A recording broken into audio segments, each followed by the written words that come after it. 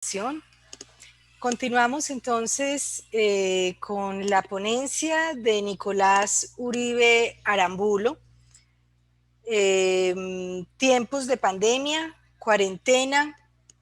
y pánico colectivo. Nicolás Uribe Aramburo es psicólogo de la Fundación Universitaria María Cano, magíster en investigación psicoanalítica de la Universidad de Antioquia,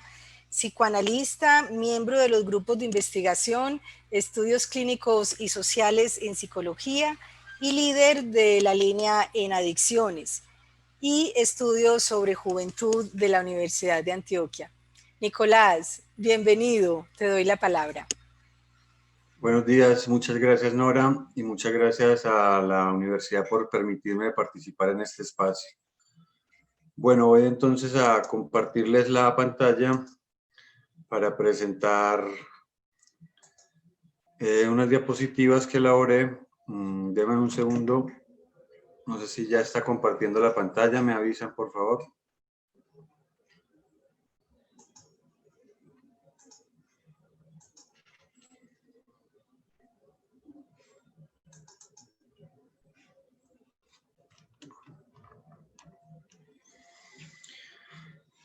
Bueno, el texto lo titulé Tiempos de pandemia, cuarentena y pánico colectivo. Y bueno, el presente trabajo entonces pretende sensibilizar a profesionales y estudiantes de psicología, así como de otras ciencias sociales y la sociedad en general sobre los riesgos que puede acarrear el inadecuado uso o manejo de la información, sobre todo en los medios masivos de comunicación, puesto que, como se sabe, ello puede ocasionar fenómenos de pánico colectivo, especialmente en estos tiempos de pandemia y cuarentena que afectan la salud y la economía de los ciudadanos. Para ello, entonces, se sintetizarán los conocimientos científicos sobre el pánico colectivo en las masas psicológicas, para luego describir algunos de los factores que inciden en estas reacciones de pánico, y esto nos permitirá entonces analizar dichas reacciones ante la pandemia y la cuarentena desde el enfoque de psicología de masas, identificando especialmente la incidencia nociva de algunos medios de comunicación, periodistas y líderes de Estado en las reacciones de la población en nuestro país, pero también a nivel mundial. Bueno, el método, entonces, el diseño es cualitativo, analítico, interpretativo, de alcance descriptivo analítico, puesto que este permite explorar representaciones individuales, pero sobre todo colectivas, acerca de los fenómenos psicosociales, en este caso, pues la pandemia y la cuarentena, y por eso pues nos interesó este método, para poder captar algo de esa percepción subjetiva e intersubjetiva que hay sobre el fenómeno. Se utilizó la técnica de revisión documental para hacer una recopilación rigurosa y sistemática de las teorías y conceptos de la psicología social y el psicoanálisis freudiano sobre la psicología de masas, lo que permitió identificar entonces los principales factores que inciden en esas reacciones de pánico en las multitudes, así como para recopilar información sobre la pandemia y la cuarentena en los medios masivos de comunicación como la radio, la televisión, el internet, entre otros. Para el procesamiento de los datos utilicé entonces la técnica de la triangulación, contrastando estos conocimientos científicos y lo que circula en los más media, para hacer una interpretación pues desde estas teorías y conceptos. Bueno, ya en cuanto a los resultados, se hallaron pues múltiples evidencias del mal manejo de la información sobre la pandemia y la cuarentena en el material pues que circula en estos medios de comunicación. Para presentar pues estos resultados, bueno, entonces creé dos categorías. La primera hace referencia a la incidencia de los gobernantes y líderes políticos, mientras que la segunda se refiere a periodistas. A partir de esta categorización analizaremos pues entonces la incidencia de estos actores en el fenómeno. Bueno, es bien sabido por todos en psicología, en especial los psicólogos sociales, que los seres humanos pueden ser racionales o irracionales de acuerdo a condiciones internas o externas, en este caso, digamos, las llamamos psicosociales, y que cuando los individuos se agrupan en grandes multitudes, estas se convierten en masas psicológicas, en las cuales pueden ocurrir algunos fenómenos de violencia y pánico colectivo que requieren entonces del manejo de un líder o conductor de la masa para guiar las acciones del conjunto de individuos de forma racional o objetiva. Pues según los estudios de las masas, estas pueden llegar a ser entonces irracionales cuando se dejan embargar por emociones como la ira, la rabia, pero también el miedo, la angustia, el pánico, el terror, entre otras, las cuales se contagian entre los miembros de la masa y producen luego una imitación de la conducta a nivel colectivo. Es por ello entonces que en estos tiempos de cuarentena por la enfermedad del coronavirus, en las cuales existe el temor real y objetivo, lo que llamamos en psicoanálisis una angustia realista, de contraer el virus y con ello la posibilidad de enfermar gravemente y aún perder la vida, es apenas lógico que las masas psicológicas a nivel mundial entren en pánico, angustia neurótica, siendo necesario que los líderes de los gobiernos y demás instancias sociales, medios de comunicación, la escuela, la familia, como nos decían ahora, la iglesia, entre otros, que actúan como referentes de los ciudadanos, de los individuos, deban proceder con cautela y con prudencia en el manejo de la información para evitar crear una epidemia de pánico que agravaría aún más la epidemia del real coronavirus. Desde principios del siglo XX, psicólogos, psiquiatras, psicoanalistas resaltaban este tipo de fenómenos psicosociales en los cuales el individuo altera su forma de pensar y de actuar de acuerdo con las disposiciones de las masas psicológicas a las que pertenece, siendo notables los ejemplos de contagio psicológico de emociones y la imitación del comportamiento de individuos pertenecientes a las masas en la Revolución Francesa. Sobre esto, entonces, León afirma que existen algunas ideas y sentimientos que solo aparecen en las personas cuando están en una masa, entre ellos los implicados en los fenómenos de violencia. De modo que al ingresar en la masa se alterarían temporalmente las adquisiciones psicológicas del desarrollo evolutivo individual debido a una regresión psicológica y comportamental de los individuos a estadios del desarrollo filogenético pretéritos, lo que ocasiona entonces la abolición temporal, obviamente, de las peculiaridades de los individuos, que en adelante son uniformes u homogéneos, pues están determinados por la acción de esa alma colectiva o mente colectiva o mente del grupo. Bueno, para que esta alma colectiva entonces ejerza la acción que ya describimos, esta acción regresiva, se requiere que estén entonces reunidos numerosos individuos que actúan como un todo unificado, como una Gestalt, pues ello produce un sentimiento de poder, de omnipotencia, que conduciría a la exacerbación de los empujes agresivos,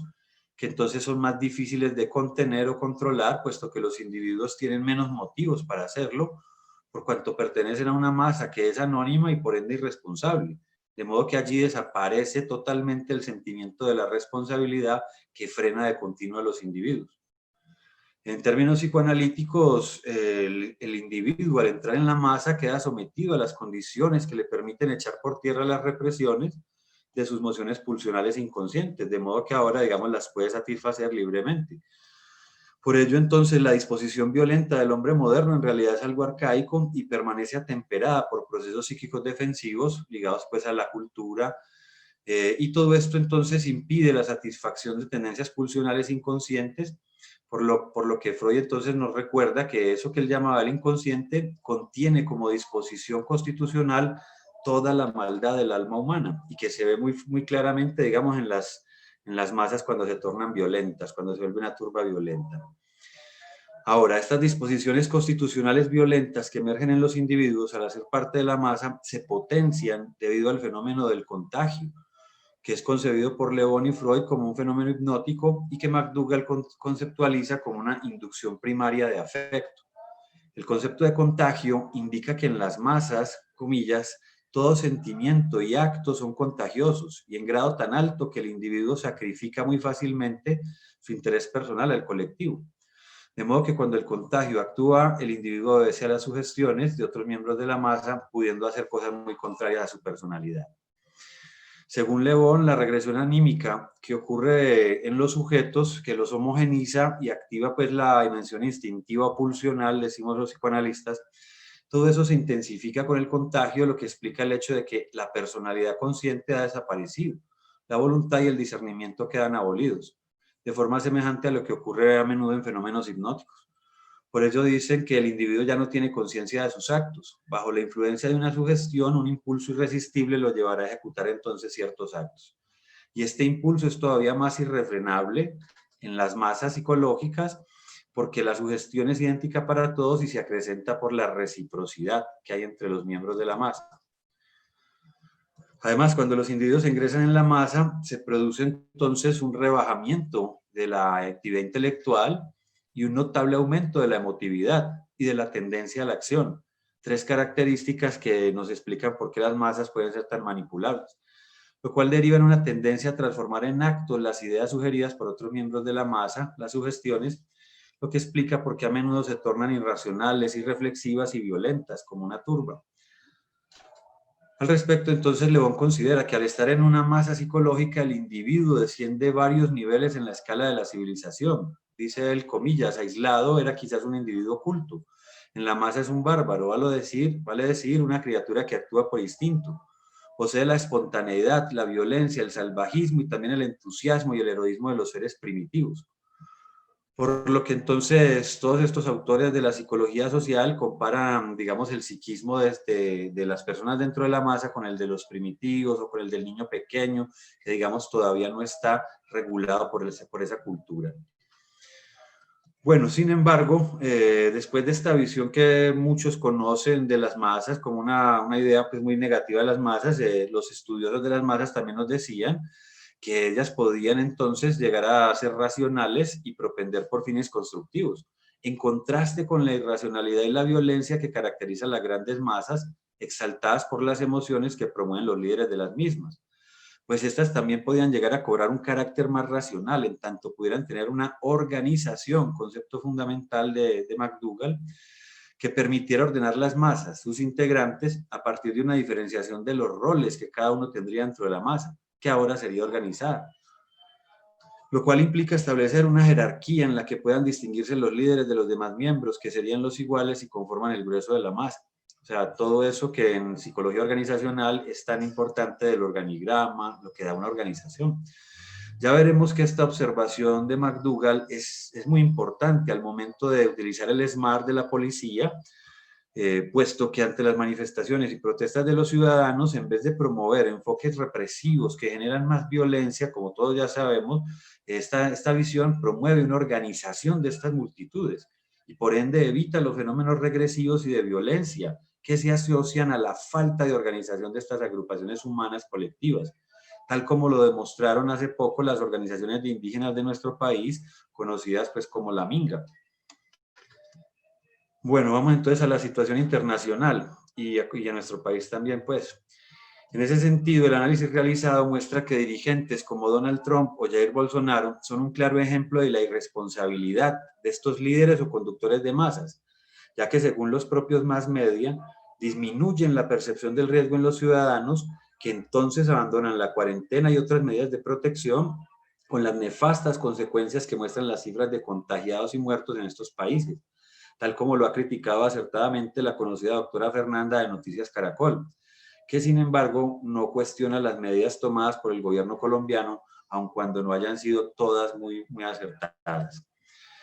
Asimismo, desde el polo opuesto, algunos cuestionan el pánico que han creado la Organización Mundial de la Salud y algunos gobernantes que en ocasiones, no siempre, exageran la realidad sobre las posibilidades de contagio y las consecuencias sobre la salud,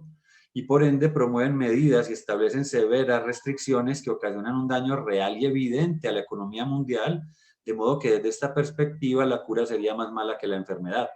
cuestionando así la primacía del enfoque médico-biológico epidemiológico, que recuerda el concepto de biopoder de Foucault y los riesgos que implican el abuso en el ejercicio del poder. Lástima que no hubiera sido más interdisciplinario el manejo, ¿no? Invitar a economistas también. En este punto es necesario recordar que al inicio de la pandemia se pronosticaba una escasez de alimentos y medicamentos, información que circuló en los medios de comunicación sin que los gobiernos ejercieran un control sobre esta información, que produjo inicialmente un pánico colectivo, el cual llevó a millones de personas a aglomerarse en supermercados en todo el mundo para abastecerse ante la supuesta escasez de alimentos y otros productos de la canasta familiar, poniendo en riesgo su salud, pero también creando unas condiciones en las dinámicas de oferta y de demanda que incidieron en el aumento de los precios de muchos productos, lo cual entonces generó fenómenos de especulación y sobrecostos que muchos sectores económicos aprovecharon para incrementar sus ganancias. Fueron y son muchos quienes han hecho su agosto al aprovecharse de la situación y subir los precios de forma exagerada, dada la necesidad de consumo creada a los ciudadanos desde un mal manejo de la información. Volviendo al polo opuesto, Gómez, en su crónica de Noticias Caracol, informa que en el contexto de las elecciones de presidente en Norteamérica, este dirigente, Donald Trump, continúa promoviendo la idea de que el virus no es tan nocivo ni tan letal, y que incluso el propio uso del tapabocas sería responsable de muchos contagios, o sea, va en contravía de lo que dicen los científicos, de suerte que él mismo se autodenomina como inmune contra el virus, en franca contradicción con los resultados científicos más recientes que no permiten afirmar la inmunidad en personas que se han recuperado. Razón por la cual el periodista en cuestión en su crónica dice que Trump vive en un mundo de fantasía, que sin embargo, yo agrego, es tomado como la realidad por millones de norteamericanos y de otras personas en el mundo que no cuestionan los mensajes transmitidos a través de los más media y se conducen como masas irracionales, según el concepto clásico de masa psicológica propio pues, de la psicología social de inicios del siglo XX. Este concepto se nos muestra entonces útil, a pesar de que es muy viejo, para analizar estos fenómenos de actualidad, en los que las masas son manipuladas según los intereses de diversas fuerzas políticas y económicas que pueden verse afectadas positiva o negativamente por las decisiones tomadas por los gobiernos,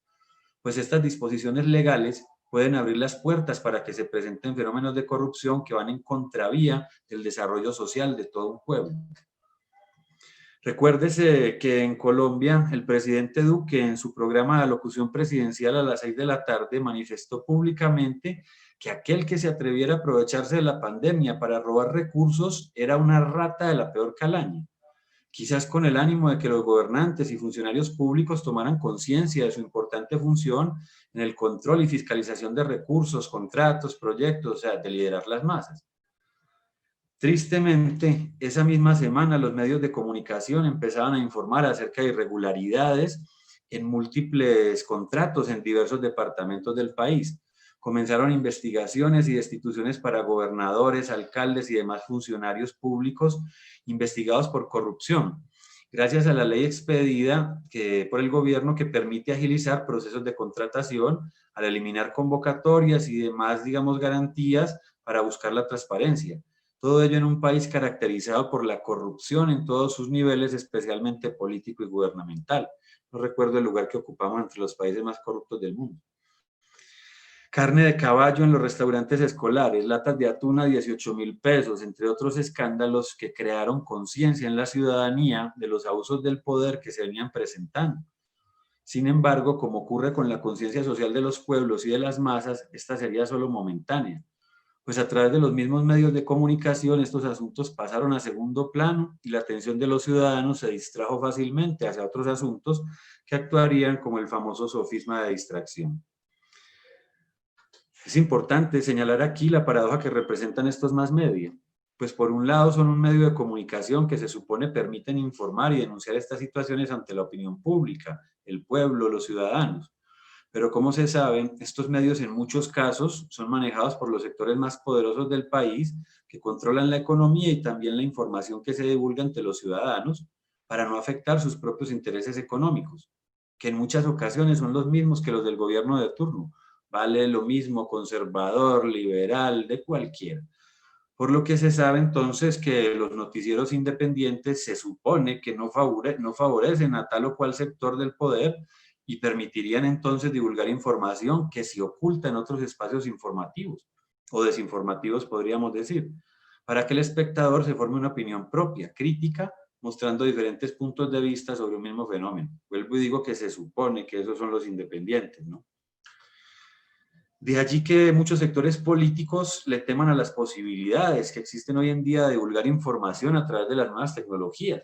el Twitter, en fin, pues a través de ellas se denuncian hechos, se hace visible lo que los más media tradicionales suelen ocultar de forma irresponsable y contraria a su misión fundamental, de decir la verdad e informar a los ciudadanos.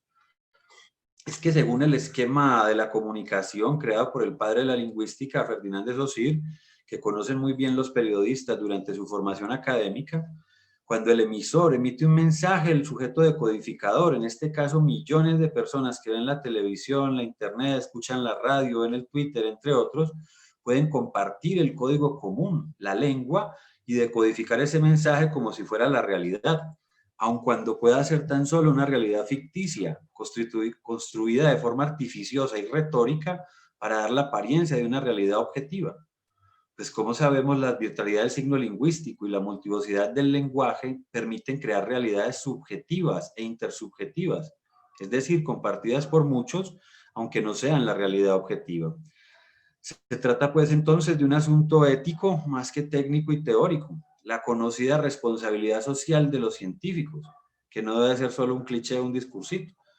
Recuerdes el discurso de los políticos en campaña, los futuros gobernantes, cuando prometen al pueblo acabar con la pobreza, el desempleo, entre otros fenómenos, y aun cuando sus promesas no pueden cumplirse, evidentemente, las masas psicológicas que los escuchan exaltados por el discurso retórico creen en ellas ciegamente, pues temporalmente se altera la capacidad de juicio, de crítica, es decir, procesos cognitivos, y se produce el aumento de emotividad, como ya hemos visto. Los periodistas y el amarillismo. En ese orden de ideas llamamos la atención sobre la importancia de la ética en los periodistas y directivos de los noticieros, pues en muchos casos el afán de tener un mayor rating, me disculpan la ortografía, está muy mal el término, aparece muy mal por todo el texto, promueven el uso del conocido amarillismo al presentar las noticias, de modo que la función social de comunicar e informar pasa a segundo plano, tergiversando la realidad con tal o cual fin o intencionalidad que favorece o desfavorece a algunos sectores de la sociedad. Así, por ejemplo, los mismos funcionarios del gobierno, algunos pues, han hecho uso inadecuado de estos medios y del manejo de la información que circula a través de estos canales. Recuérdese que en las alocuciones presidenciales que iniciaron con la pandemia, el ministro de Salud informó acerca de irregularidades que se estarían presentando en el manejo de la enfermedad al interior de los hospitales por parte de médicos y administradores de estas entidades, sugiriendo posibles actos de corrupción ligados a falsos diagnósticos o falsos positivos que permitirían cobrar altas sumas de dinero en estas entidades por paciente atendido con este diagnóstico. Días después comenzaron a informarse agresiones verbales y físicas, así como amenazas de muerte contra médicos y demás personal de la salud, lo que produjo sentimientos de indignación y rechazo, situación que obligó al propio ministro a corregir o rectificar públicamente la información, en razón de los fenómenos de agresión, segregación y exclusión que se empezaban a producir contra el personal de salud en el país, producidos en parte por una apresurada intervención pública en los más medios. Pues al crearse un estereotipo acerca de la falta de ética de estos profesionales y entidades en el manejo de la pandemia, se estigmatizó a grandes cantidades de la población que se desempeñan en este campo, situación que era previsible, al menos para los psicólogos sociales que conocen bien de estos temas. Fueron estos médicos, enfermeras, entre otros, los que pidieron que públicamente el ministro aclarara esta información que los ponía en riesgo directo. Asimismo, al analizar el manejo de la pandemia en nuestro país, llama la atención las posturas contradictorias del gobierno, no solo el nacional, sino también los locales,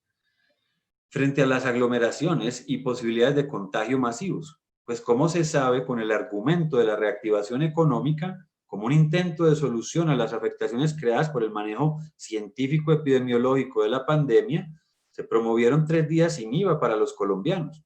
lo que produjo en el primero de estos días aglomeraciones que ya se esperaban, ya que en nuestro país no solo sociólogos y antropólogos, entre muchos otros científicos ya habían señalado con insistencia cómo las precarias condiciones socioeconómicas de la mayoría de la población promovería que estos acudieran masivamente para aprovechar los descuentos, poniendo en riesgo la salud, situación que fue criticada en los medios de comunicación por diversos sectores de la sociedad que ahora cuestionan la postura de precaución del gobierno frente a estas aglomeraciones, pero en el contexto de las marchas y protestas contra el propio gobierno, la policía, entre otros. Así pues, contrasta la prudencia y cuidado con que se sugiere a la ciudadanía no asistir a estas marchas para evitar el posible contagio debido a la aglomeración, todo muy lógico, con la irresponsabilidad con que se promovió la asistencia masiva de ciudadanos a realizar compras. Es notable aquí el uso de la información y los medios de comunicación para crear sofismas de distracción que permitan que la atención de la sociedad colombiana se centre en el posible brote del virus en las marchas de indígenas y de maestros y no en los reclamos y peticiones válidos que estos sectores de la sociedad realizan públicamente. en razón del sentimiento de indignación colectiva de estas minorías, pero también de una gran mayoría del pueblo en el país. La muestra precisamente de civismo y voluntad de diálogo de los indígenas contrastaron con la negligencia del gobierno para sentarse con ellos y escuchar sus necesidades, para que hubiera comunicación, aunque todos usan el lenguaje, no había muros. Lamentablemente tuvieron que volver a sus comunidades sin respuesta alguna del Estado. Y pues obvio muchos dijeron que la organización que les permitió llegar hasta allá estaba infiltrada, en fin, ya, eso es otro asunto. Hay Estado que sigue incumpliendo, como sabemos, no solo este gobierno, sino el anterior y el anterior y el anterior y el anterior, acuerdo tras acuerdo, tal como ha ocurrido históricamente en la historia de la patria boba, donde nos matamos entre hermanos. Al respecto, es importante señalar de nuevo, ya voy a ir terminando, la irresponsabilidad de periodistas y medios de comunicación, pues como se sabe, las revueltas ocurridas en la capital luego de la muerte del estudiante de Derecho Javier Ordóñez, a manos de efectivos de la Policía Nacional, estuvieron influidas por la manera amarillista en que se presentaron estos hechos en los noticieros, quienes con el afán de rating pasaron por alto las posibles consecuencias que podría traer el hecho de exacerbar los ánimos, de crear estados emotivos de rabia, ira en la población, que entonces se reúnen en grandes masas o multitudes cuya capacidad de destrucción masiva está más que comprobada a través de la historia de la humanidad. Pues como ya se dijo, estas grandes multitudes tienden a la emotividad y la violencia, siendo muy importante que los líderes o conductores de masa sean prudentes y éticos con el manejo de la información y la actuación de las masas, ya que en estas el contagio del aire y la cólera y la imitación de conductas agresivas y violentas es un hecho que ha sido pues, ampliamente estudiado en la ciencia. Bueno,